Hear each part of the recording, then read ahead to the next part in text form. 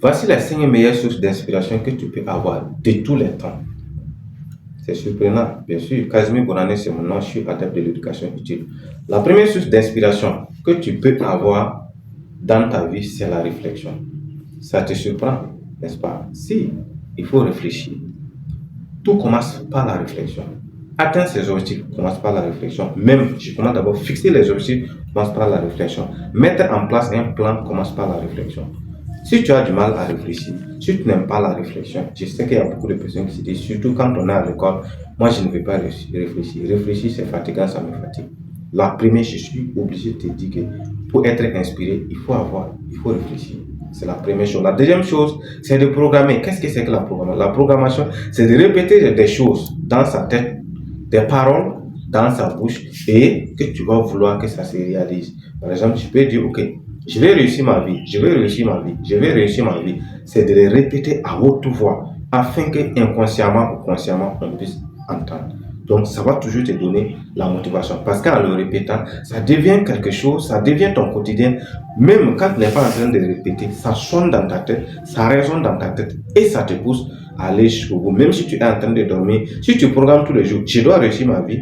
Et quand tu es en train de dormir, tu vas voir que ça va te pousser dans ton cerveau, je vais réussir, je vais réussir. Et quand on veut réussir, on ne doit pas dormir jusqu'à 10 heures par exemple. Et donc, tu vas te lever. La troisième chose, c'est la visualisation. C'est vrai, c'est un peu compliqué de visualiser. Visualiser, c'est quoi? C'est de s'asseoir et d'imaginer qui on veut être, qui on pense être dans le futur.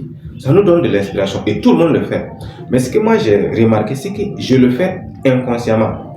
Je n'aime pas m'asseoir, être conscient et pouvoir visualiser. Ça m'arrive comme ça, je suis assis, je suis en train de penser à mon étage que je vais construire, à ma guette privée dans laquelle je vais monter. Je suis en train de m'imaginer en train de voler, ainsi de suite. À travers peut-être des actions, je peux être en train de regarder un film et ça vient dans ma tête. Cette inspiration vient dans ma tête. Je me vois, je me visualise et c'est très très important. C'est dû au fait que si tu apprends à réfléchir à tes projets et à tes objectifs et que si tout le temps tu es en train de programmer, facilement tu vas visualiser les choses même si tu n'es pas en tout cas dans un moment précis, même si tu n'es pas en train en tout cas de voir ces choses. Donc la quatrième chose, c'est la méditation. Je sais que beaucoup de personnes vont dire peut-être réfléchir, c'est méditer. Si, méditer c'est encore plus profond. Méditer c'est te mettre dans les dispositions, dans l'état d'esprit de quelqu'un qui veut avoir une profonde réflexion. La réflexion est beaucoup plus superficielle, mais la méditation va en profondeur. La méditation peut parfois exiger que tu sois seul. La méditation peut parfois exiger que tu ailles dans un endroit isolé.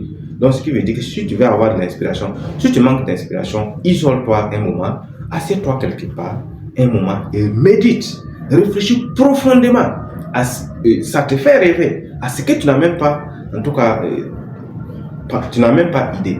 Donc, pour terminer, la cinquième chose, si tu veux garder l'inspiration, c'est de voyager. Voyager, c'est aller à la découverte d'autres choses. Voyager, c'est aller voir d'autres choses. Voyager, c'est aller imaginer d'autres choses. Donc, quelqu'un qui voyage est toujours inspiré. Parce que c'est quoi? Quand tu te déplaces d'un endroit à un autre, c'est pourquoi moi, la plupart du temps, les gens m'appellent que je suis un nomade. Je n'aime pas rester dans un endroit, dans une même maison, pendant plus de 2 ans. Parce qu'à un moment donné, je manque d'inspiration et je n'ai pas envie. Donc c'est pourquoi les gens me disent que c'est parce que c'est vrai, on aime me dire que quand tu aimes déménager, tu vois, tes affaires vont se gâter. Quand tu aimes déménager, ça va être un peu bizarre, mais j'ai l'habitude de voir. Moi, ce que je vois dans le déménagement, c'est que quand je me retrouve dans un nouvel endroit, je suis encore plus inspiré. Et donc, vous aussi, le voyage, ce n'est pas seulement prendre un avion, aller quelque part, parce que quand on n'a pas toujours les moyens, ça peut être difficile. Mais même dans la localité où tu te trouves, il faut toujours aimer sortir, quitter dans un endroit, aller dans un endroit. Mais les gens sont fiers de dire que j'ai fait 10 ans dans une maison. Moi, personnellement, je ne pense pas que ça va arriver un jour, que je fasse 10 ans dans le même endroit.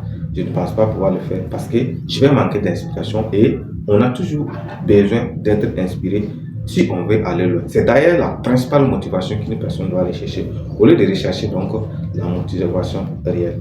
Donc n'hésitez pas à vous abonner à la chaîne ou à la page pour nous donner en tout cas de la force.